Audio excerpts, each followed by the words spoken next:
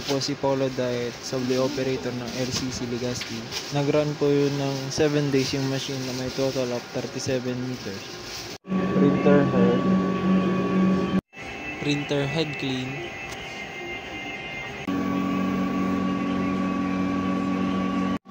Punas ng capping at wiper after head clean.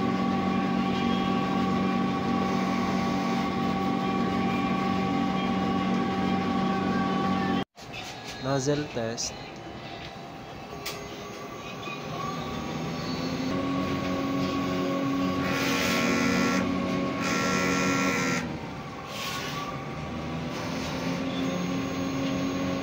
Ink system ay tama lang. Waste tank disposal every Wednesday. EBR po, naka 220 volts. Ito naman po yung inks namin. Sa left side po yung used and sa right side po yung unused. So dyan po muna nakalagay yung subli paper po namin. Consumable monitoring ng Cyan,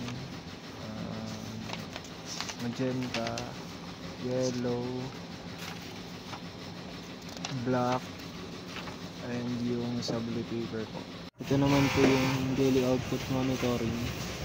Tapos po yung subli daily checklist.